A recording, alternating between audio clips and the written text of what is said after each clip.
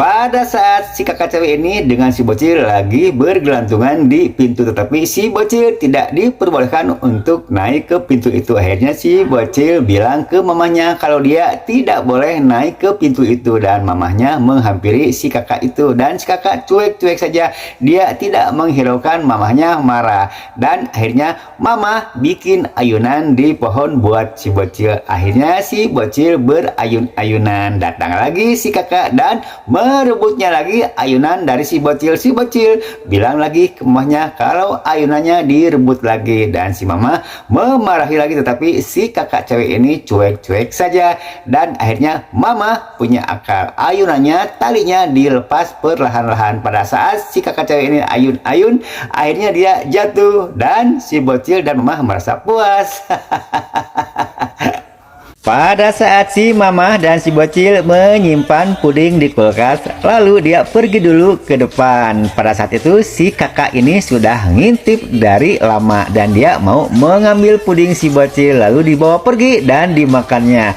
Pada saat si mama mau ngambil, ternyata pudingnya sudah tidak ada. Pas dilihat si kakak ini lagi memakan puding itu, lalu dia ngajak main si bocil tanpa dosa, dan si bocil mau menyamperin si kakak itu, lalu dia main bola bekas puding itu. Dan pada saat bekas puding itu nyampe ke kaki si mama akan menjahili si kakak cewek yang jahil ini karena dia sudah nyebelin. Diisilah puding itu sama batu dan dilempar ke kepala. Akhirnya karena si kakak cewek ini merasa sakit, dia merasa oleng dan dia langsung jatuh ke kursi karena sakit kepalanya kena batu itu.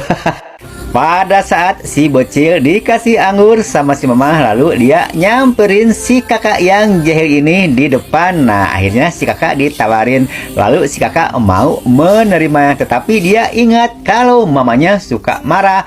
Dia jadi akan menolak tawaran si bocil itu, tetapi si bocil memaksanya. Akhirnya si kakak mau, dan si bocil akan ngerjain si kakak ini. Dia ngasih semuanya anggur.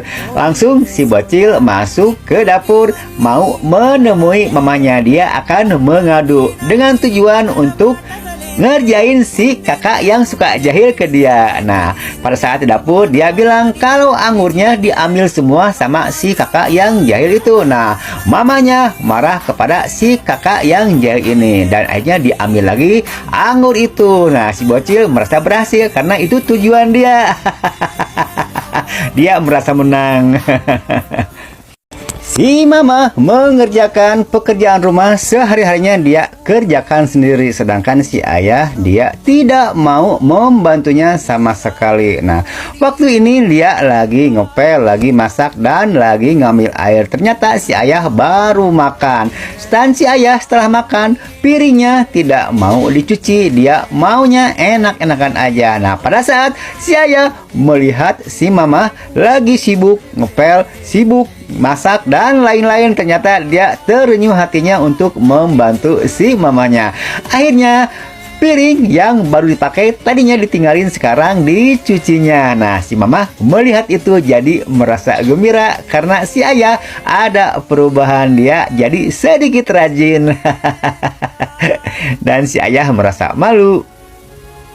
Pada saat si mama lagi membelah kelapa, ditunggu sama kedua bocil-bocil ini. Dia menunggu air kelapanya, dan si mama juga merasa senang ditunggu sama bocil-bocil manis ini. Dan pada saat mendengar si kakak jahil ini, langsung dia mengambil tempatnya untuk air kelapa itu. Pas nyampe, dia langsung nyerobot mengambil air kelapa si bocil-bocil ini, dan si bocil bengong, dan si kakak ini langsung meminumnya. Setelah diminum, ternyata dimuntahin itu bukan air kelapa, cuma si mama yang tahu karena ini untuk membohongi si kakak yang jahil ini. Dan setelah tahu itu, mereka ada yang aslinya. Akhirnya dikasihkan kepada si bocil-bocil ini, dan si kakak cewek ini merasa dibohongi sama semuanya.